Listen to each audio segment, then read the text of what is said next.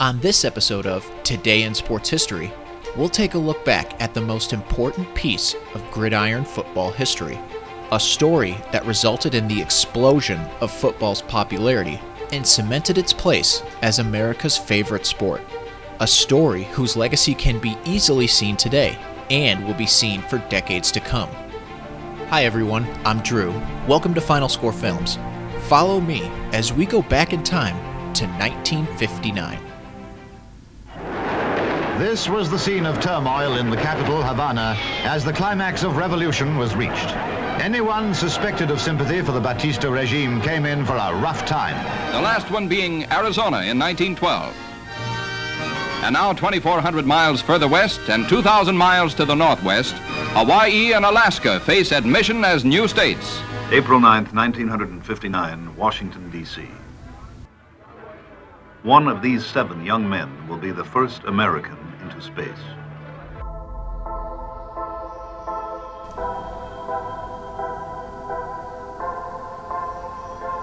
On this day, August 22nd, 1959, the American Football League was named at the second official league meeting in Dallas, Texas. Earlier that year, Lamar Hunt, son of millionaire oil tycoon H.L. Hunt, gathered 7 other wealthy individuals who had also wished to own a team. All of these men either owned minority stake in an NFL team or were denied their request to start an expansion franchise. Hunt had previously attempted to buy the Chicago Cardinals from the Bidwell family and move them to Dallas, but was turned down. I thought that there was room for a second league. Baseball had 2 leagues, and why wouldn't it make sense for there to be a second league in football? The league consisted of 8 teams in 2 4-team divisions. In the East Division were the Titans of New York, Boston Patriots, Buffalo Bills, and Houston Oilers. In the West Division were the Los Angeles Chargers, Denver Broncos, Oakland Raiders, and Dallas Texans. The American League ended up becoming the most successful league to ever compete with the National League. Even though it struggled at its start and lasted only 10 seasons, its legacy will live on forever.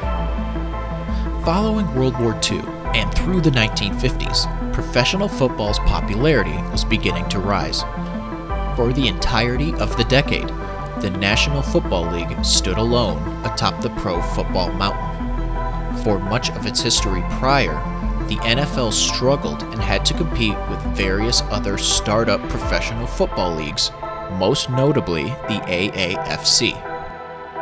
Up until the American Football League's formation, the National League had never fielded more than 12 teams and were solidly against expansion. This anti-expansion mindset is what gave the early AFL its fuel.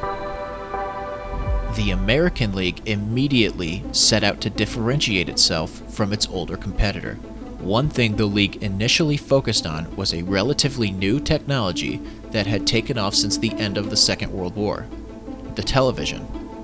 Had it not been for the television's rising popularity in the American post-war era, the AFL would almost surely have gone under. In 1960, before it played a single game, the new league signed a 5-year TV deal with ABC. This brought in around $2.1 million per season, or around $22.7 million in today's money. The league also created a cooperative television plan for pro football, in which the league equally distributed television revenue amongst its member teams. The American League was the first to come up with this type of deal, and it is how the National Football League operates today. In 2023, 67% of the total revenue earned by the NFL was shared equally amongst all teams. The league also shares revenue equally for league-wide sponsorship deals, licensing deals, and 34% of all gate receipts. The AFL knew that in order for the league to be successful, each team had to be profitable. If 1 or 2 teams were left dying on the vine, the whole league would be in deep trouble. Following the success of the league during the 1962 through 64 seasons, and seeing just how beneficial the TV rights contract was, the American League went with NBC for their new broadcasting deal. Starting in 1965, the AFL was being paid $7.2 million per year from NBC. This was more than 3 times the revenue they earned on their previous deal, and they were able to consistently compete with the National League for players due to these earnings.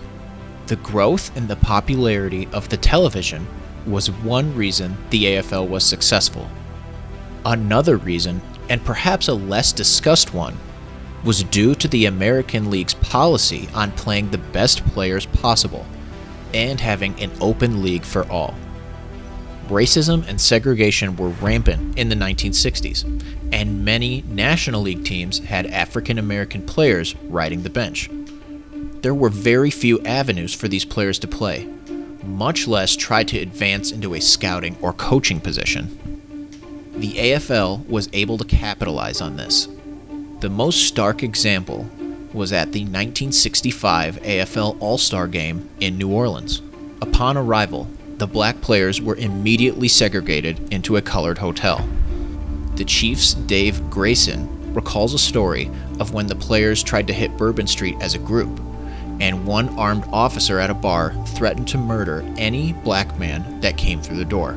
After deciding that they had had enough, the African American players, 22 in total, chose not to play in the All-Star Game. Following an announcement from the commissioner that the game would still be played regardless, white and black players alike agreed that they would not play. The game had to be moved to Houston, where it was played in front of only 5,000 fans.